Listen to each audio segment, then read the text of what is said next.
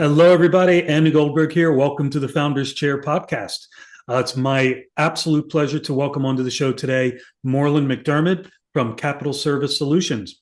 Morland, welcome to the Founders Chair. Thank you very much, and thanks, Andy, for inviting me on. I really appreciate you coming on. We're really excited to hear your story today.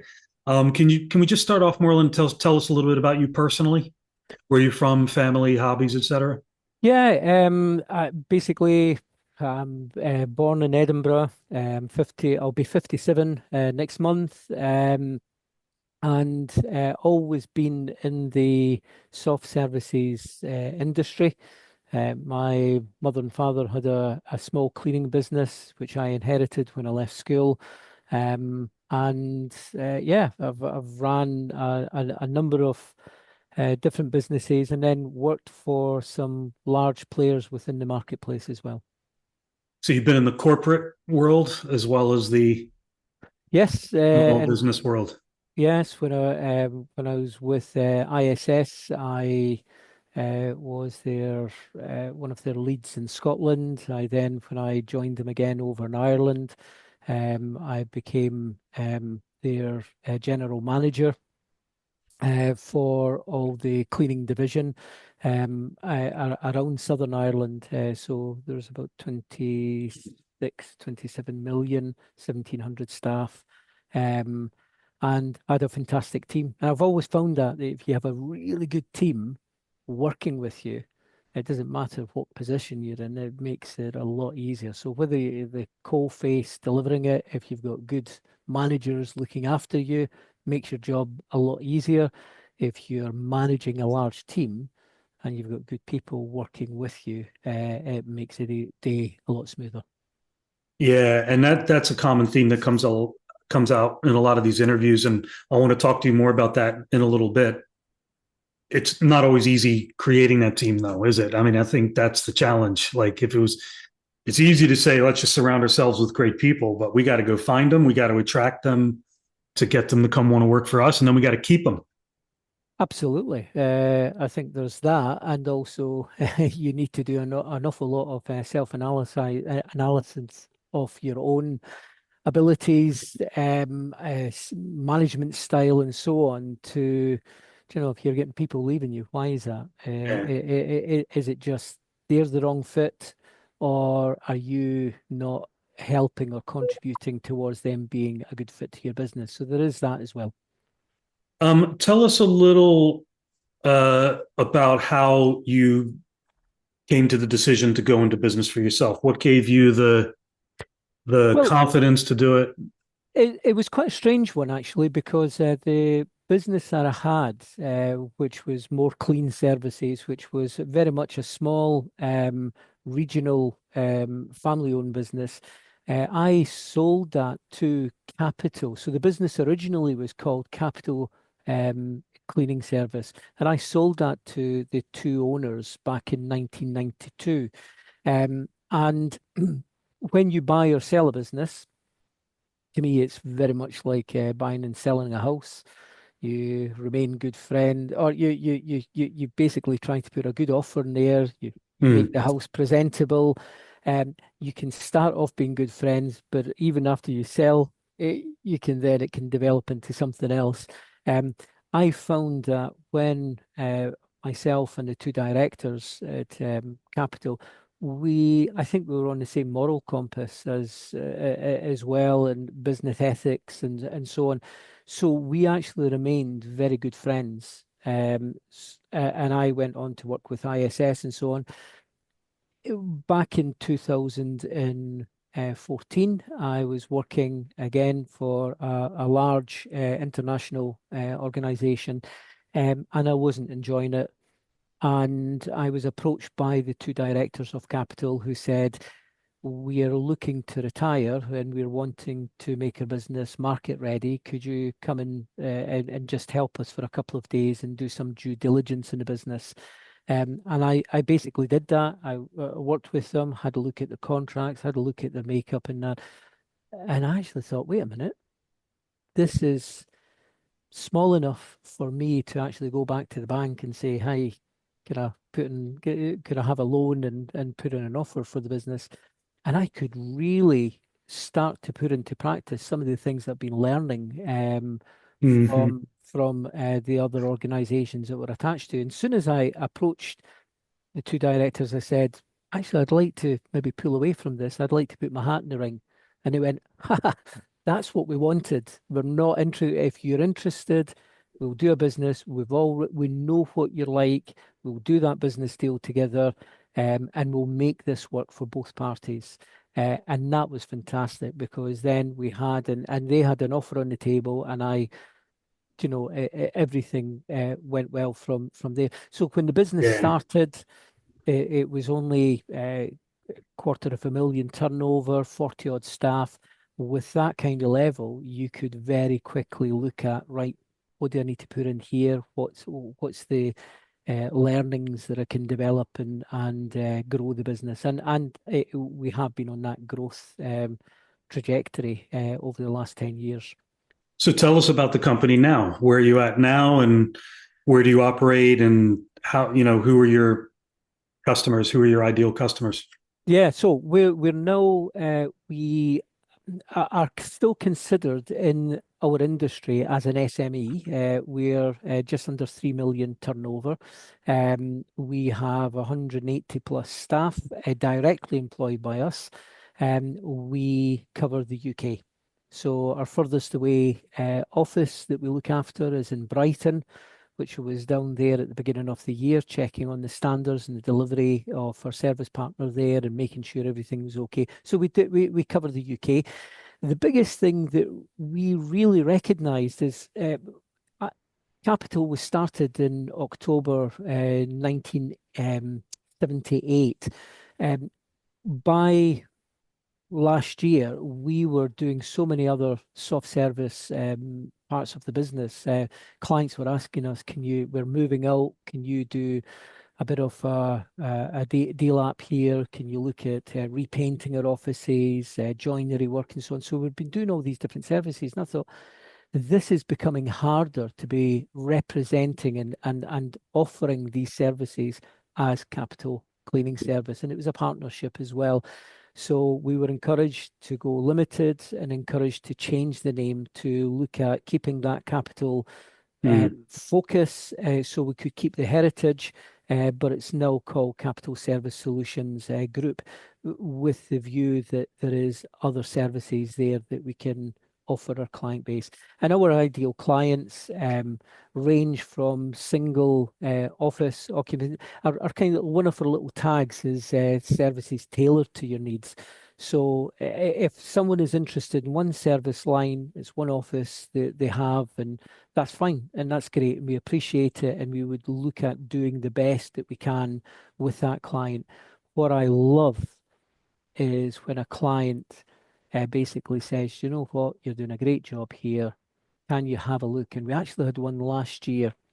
I'd love to tell you the name, but I can't That's all mention the right. name.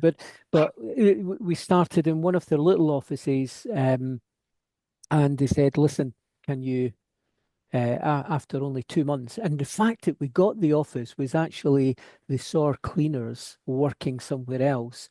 They got chatting to them and they said, who's your company? Oh, it's Capital. Oh, and they actually brought it back. They phoned us up and said, we've got someone here who's the finance director of this other business. They would like you to talk to them. So that was a fantastic thing. So the lead came from one of our cleaning operatives.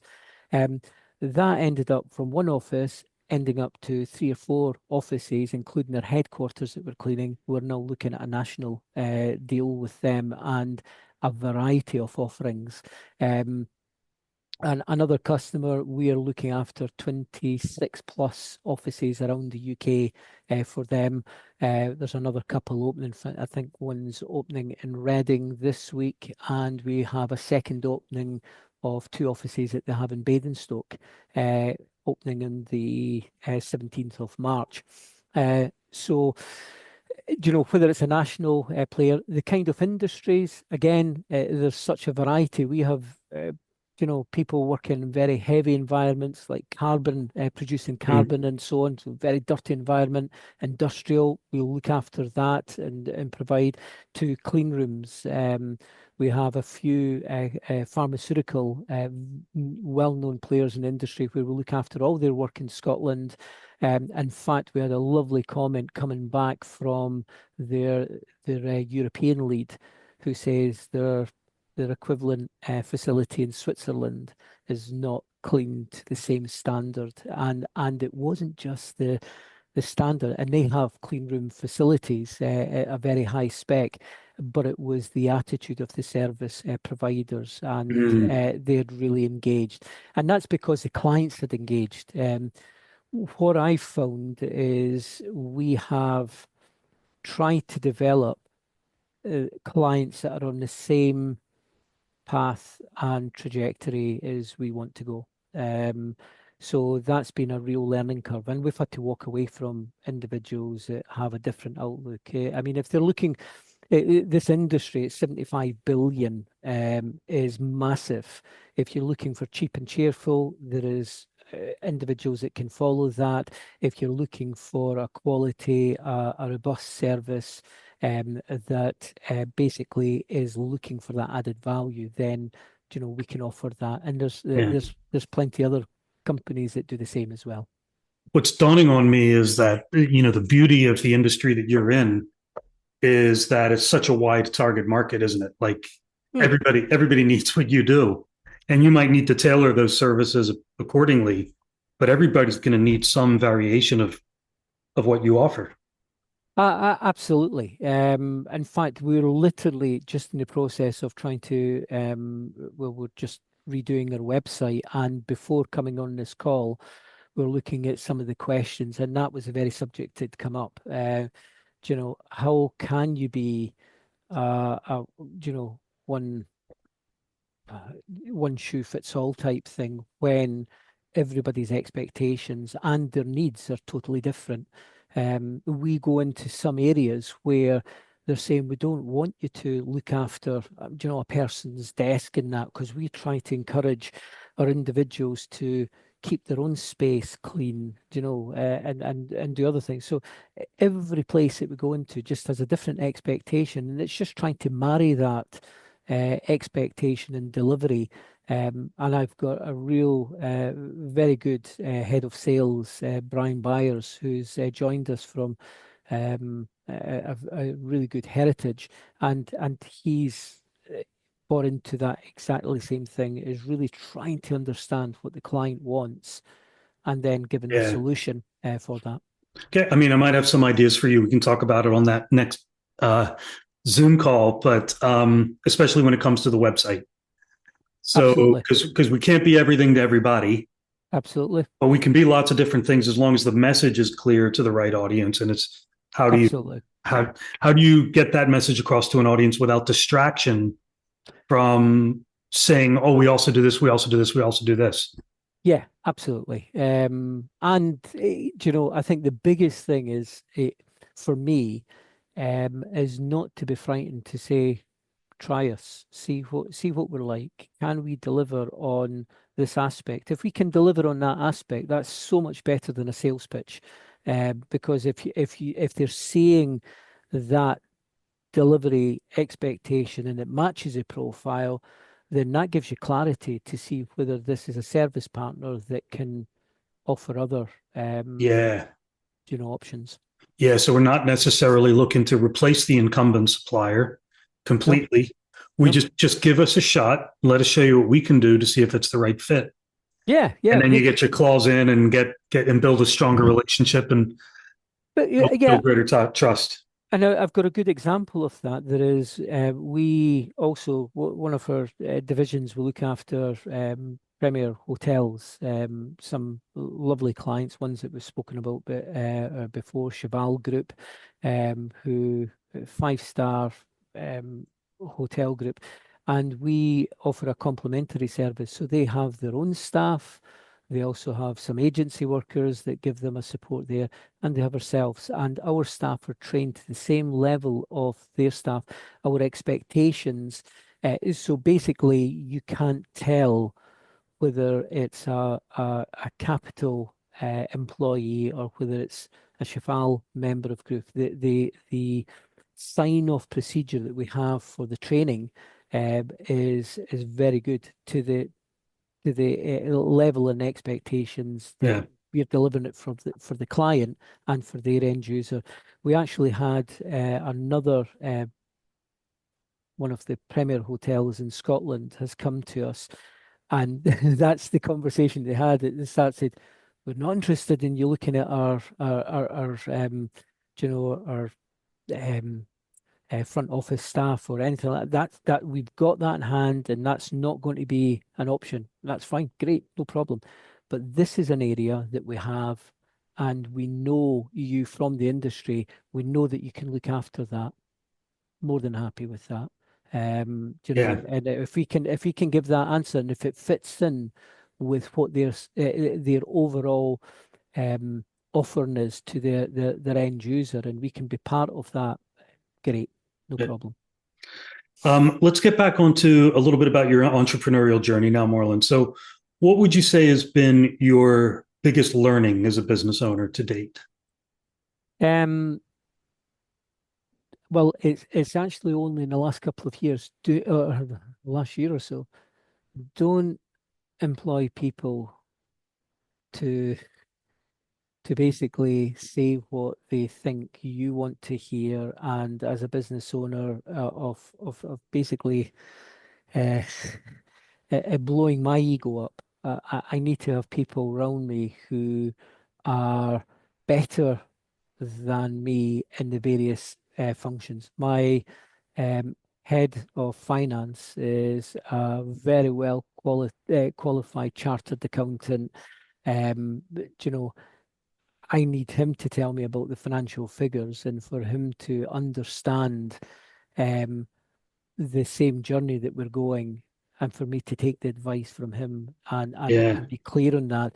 The same with our sales and so on. It's having people with the right caliber round who are capable of making who just you're just making sure that you're aligned in the first place, um, and then that they can deliver these expectations. So it's not blowing smoke up my own backside. It's Yeah. you know It's good to hire people that maybe share your vision and share your work ethic, but you don't want people who think like you. You right? Maybe you want somebody that can see the world a little bit differently, and and challenge your thinking. That was good. Now, if we had recorded this before, you could have given me that two sentences, and I would have put that down and said that was a lot better. Thank you. No. I'm just because I talk to a lot of business owners, I guess, and Yeah. you hear it's the same thing wrapped up differently, isn't it? But yeah, you're absolutely right. You know, there's always somebody out there who's better at doing something than we are. Hmm. So why aren't we hiring them and getting them to to be the expert in their field Yeah. rather than just tell us what we need to hear? I think that's a great learning. I mean, that's people are going to really benefit from hearing that on the I th call. I think the other thing, if I can say, that was a major changing point for me was COVID as well. And I'm not meaning the fact that there was an aspect of our business that we then looked at the hygienic deep cleans that kept things going for certain businesses. We had, and because we were looking at a variety of different industries, we probably had about 90% of our clients closed down during COVID.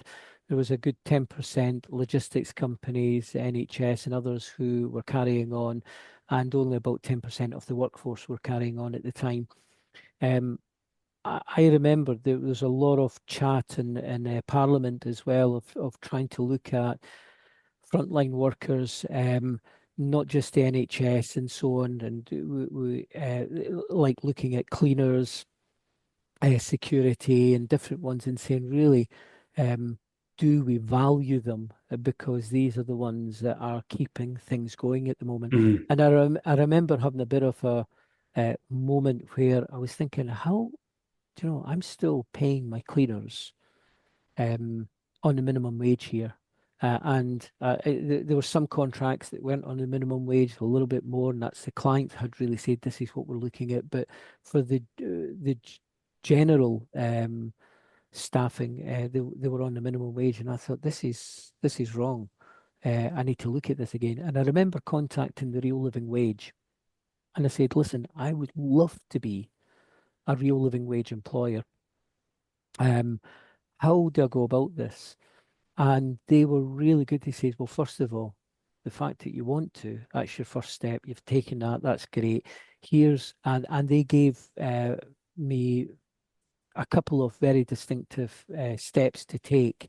And one was very easy, and that actually put us on the accreditation for this is a journey that I'm on. And then they gave me a 3-year plan to and they audit every year to say, how are you going? We managed to achieve our full accreditation to say that we are fully a Real Living Wage employer within 2 years. And in fact, we are the first in Scotland who's headquartered in Scotland as an SME business in the cleaning industry to be classified as a Real Living Wage employer. And they put that on their website. They've used us as a test case and everything. That was great because I felt like using something that was a bad moment for everyone to actually look at it as a positive. Where I needed to change with that is that was the path and the road I was on. I needed to look at the contracts that we were going for. Is that going to be the same path that our clients are on? And I found from a procurement point of view and in the procurement website, we could quite clearly see that that wasn't the path they were on. So that's not the work I go for. But I had to look at my existing client base, and we actually lost a considerable amount of our clients because they went on that same journey at the time. And after coming out of COVID, it wasn't the right time. And that was fine. Yeah. So with these clients, we parted on good terms. And it's actually lovely. We've had a few clients have come back to us after they then have changed their, trajectory and we're back on the same path. So that was a good move. Using not a very or the fact I had more time on my hands to think about it, I thought this is a good move, and I know the feedback from my own staff is they're very happy with it and their clients. Yeah, I mean, we were all kind of maybe panicking a little bit, but if you think about it, we all had nothing but time on our hands to sit and think about what's a sensible play here. How can we turn this to our advantage? I think pivot was the buzzword of the day. Like, how do we pivot our business? But yeah, the one thing we never seem to have enough of is time. And here we had nothing but time to think about what we're doing. Yeah. And realizing what's important in life. So it's basically having a quality of life, not mixing up, allowing all my staff, allowing them to have the time at home with their families, and being mindful of the jobs that are being done. Yeah. That's not necessarily in the glorious sunny day, but the cold winter that we have in Scotland here, dark mornings, dark evenings, is basically being mindful of the individuals that are delivering that day in, day out. Yeah, cool. So what's the next big thing for you in your business, Morland? What do the next 1 to 3 years look like in terms of growth and opportunity and challenge? Well, we put a presentation into West Lothian Business Gateway to ask for some assistance there. We put a lovely business plan. So our business plan is basically to grow 150% in the next 3 years, which we're well on the road to do that.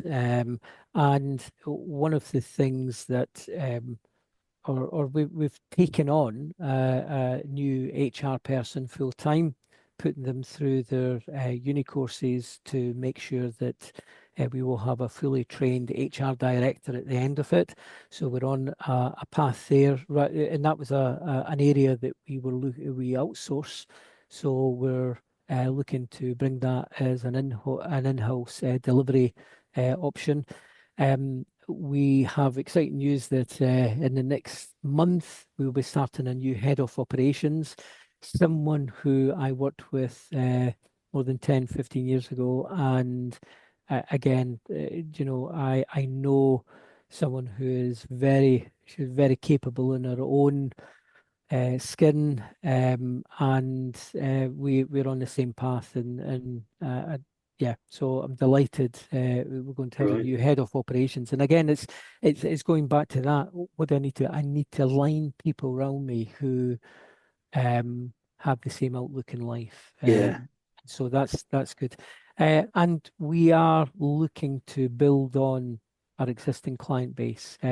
We have been going back to our existing clients and saying, do you trust us? Do you value what we're doing? This is what we can do. Would you like to look at other opportunities for us?